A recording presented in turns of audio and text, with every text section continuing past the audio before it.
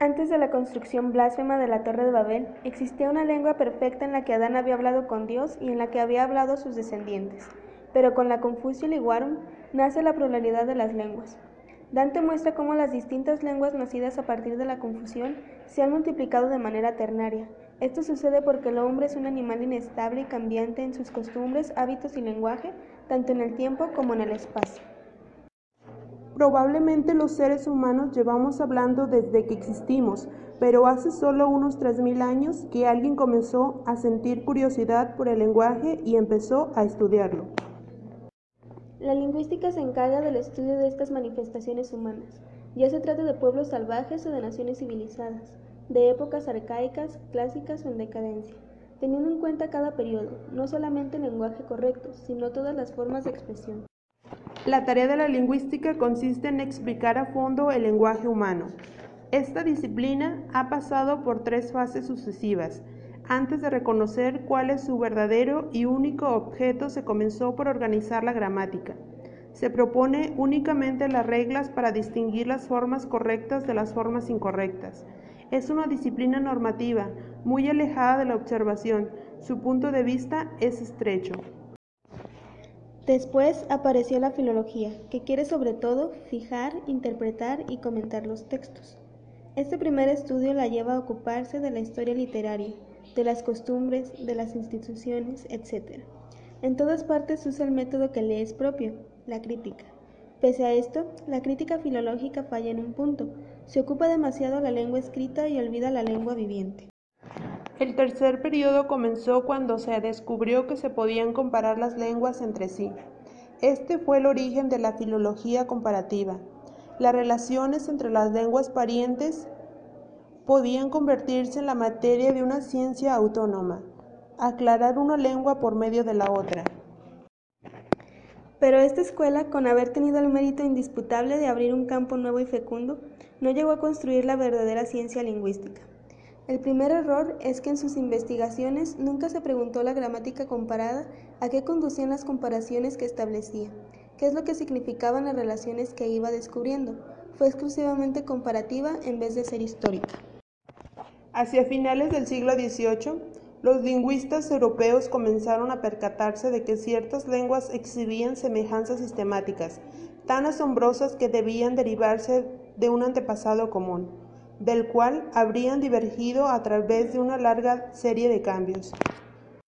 A raíz de estos sorprendentes descubrimientos, el estudio del cambio lingüístico y de la prehistoria de las lenguas, denominado lingüística histórica, llegó a ser con creces el modo más importante de estudiar las lenguas, quedando temporalmente postergados otros enfoques. Hasta 1870 no se llegó a plantear la cuestión de cuáles son las condiciones de la vida de las lenguas. Se advirtió entonces que las correspondencias que las unen no son más que uno de los aspectos del fenómeno lingüístico, que la comparación no es más que un medio, un método para reconstruir los hechos. Pero el personaje más influyente en el desarrollo de la lingüística general fue Ferdinand de Saussure. Había realizado importantes contribuciones para la comprensión del protoindoeuropeo. Saussure aplicó la técnica de reconstrucción interna al protoindoeuropeo para explicar ciertas irregularidades en las formas de algunas raíces. Saussure sostenía que es preferible concebir una lengua como un sistema estructurado de elementos, donde el lugar de cada elemento viene definido principalmente por su relación con otros elementos. Este nuevo enfoque se bautizaría pronto como estructuralismo, y desde la obra de Saussure, casi todo el trabajo relevante sobre las lenguas ha sido estructuralista en este sentido. Sí, en orden, ¿verdad? La gran aportación de Saussure es haber sistematizado el estudio y los fenómenos lingüísticos para convertirlos en lo que hoy se considera como una ciencia. Ustedes saben que todo conocimiento que no está sistematizado, pues no se puede considerar un científico. Con Saussure nace justamente el perfil científico de la lingüística. Pues su gran aportación es haberle dado justamente, a partir de sus teorías, el perfil de una ciencia. Chomsky, bueno, vino a revolucionar la cuestión lingüística porque pues le imprime un sello muy particular. Hay que ubicarnos, de hecho Chomsky todavía vive. Es un individuo muy interesante, ¿no? En Estados Unidos está considerado un icono, digamos, porque como es así medio irreverente, ¿verdad? Lo han tomado como bandera por sus posturas, ¿no? Siendo él un La americano. materia de la lingüística está constituida en primer lugar por todas las manifestaciones del lenguaje humano, y algo más aún, como el lenguaje no está las más de las veces al alcance de la observación, el lingüista deberá tener en cuenta los textos escritos, ya que son los únicos medios que nos permiten conocer los idiomas pretéritos o distantes. La obra de Dante Alighieri, De Vulgari Eloquentia, es el primer texto en el que el mundo medieval cristiano aborda de manera orgánica un proyecto de lengua perfecta y pone en práctica los métodos lingüistas.